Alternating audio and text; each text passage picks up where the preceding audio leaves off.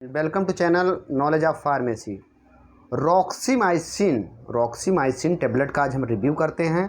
तो स्ट्रेंथ की बात करते हैं तो 50 mg जो कि बच्चों के लिए डिस्पर्सिबल टेबलेट आती है, और 150 mg और 300 mg ये टेबलेट की स्ट्रेंथ आपको मिल जाएगी। और सस्पेंशन जो बच्चों के लिए आता है 50 mg और 100 mg ये सस्पेंशन मिल जाएगा।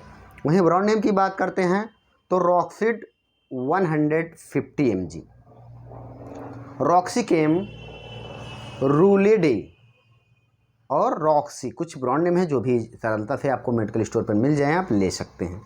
वहीं इसके मोड ऑफ एक्शन की बात करते हैं, मैकेनिज्म ऑफ एक्शन की बात करते हैं, ये दवा कैसे कार्य करती है।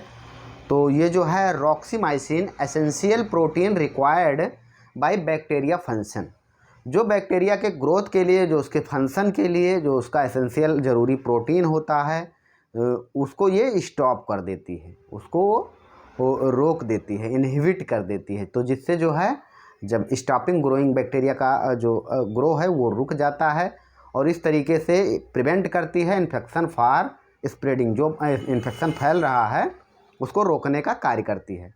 मतलब आप ये समझिए कि बैक्टीरियल प्रोटीन संस्थिति को इनहिबिट करती है, जो बैक्टीरिया के लिए ज़रूरी प्रोटीन का संस्थिति है उसको ये रोक देती है, जिससे बैक्टीरिया का ग्रोथ नहीं हो पाता है। तो इस तरीके से कार्य करती है।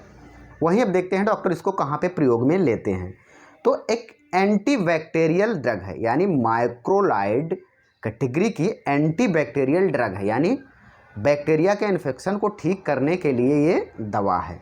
तो इसको ज़्यादा से ज़्यादा ENT यानी एयर नोज और थ्रोट के इन्फेक्शन में डॉक्टर प्रिस्क्राइब करते हैं, जैसे कि साइनसाइटिस जो नाक का इन्फेक्शन होता है, और निमोनिया, ब्रोंचाइटिस। साइनसाइटिस को आपने देखा ही होगा, इसमें क्या होता है, इन्फ्लामेशन हो जाती है जो है नाक में, और सूजन के साथ साथ रेडनेस होती है और म्यूकस भी आता है, तो उसमें इसको यूज किया जाता है।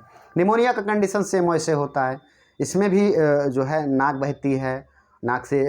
बहती है और इन्फ्लामेशन हो जाता है, और जो है और सारी दिक्कतें जो होती हैं निमोनिया में, तो उसमें भी डॉक्टर इसको यूज करते हैं। या ब्रोंचाइटिस में ब्रोंची में इन्फ्लामेशन हो जाता है, सूजन हो जाती है और म्यूकस फिल हो जाता है, ये RTI यानी रिस्पायरेटरी ट्रैक्ट का इन्फेक्शन है, तो उसमें भी डॉक्टर इसको प्रयोग करते हैं। या जो है फेरेंजाइटिस में भी इसको प्रयोग में लिया जाता है। टॉन्सिलाइटिस में भी इसको प्रयोग में, जो टॉन्सिल बढ़ जाती है तब भी प्रयोग में लिया जाता है। या UTI इन्फेक्शन में, यूरिनरी ट्रैक्ट के इन्फेक्शन में, जेनाइटल इन्फेक्शन में भी डॉक्टर इसको प्रिस्क्राइब करते हैं, प्रयोग में लेते हैं। तो ये इसके कुछ उपयोग हुए। अब बात कर लेते हैं इसके साइड इफ़ेक्ट की।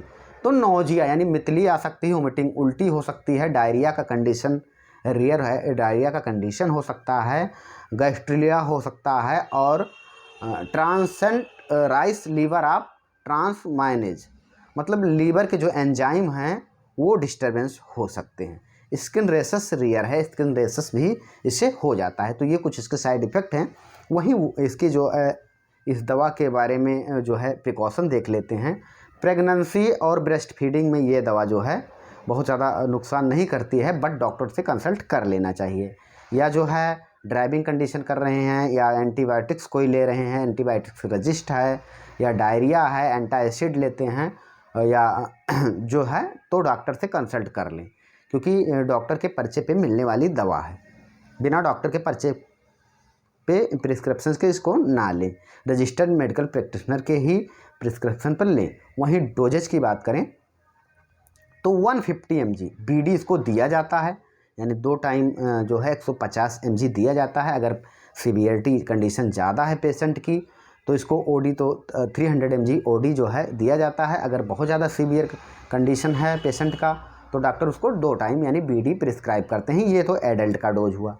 वहीं बच्चों की डोज की बात कर लेते हैं तो 2.5 या 25 mg पर kg बॉडी वेट के अकॉर्डिंग दिया जाता है। 12 घंटे के अंतराल पर जो है दिया जाता है, यानी दिन में 2 बार।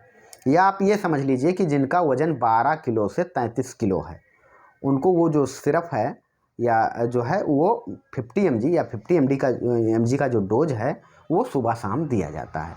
और जिनका वेट जो है 33 या 40 के बीच में है, 33 से 40 है तो उनको जो है 100 mg जो है 2 टाइम दिया जाता है। Okay thanks.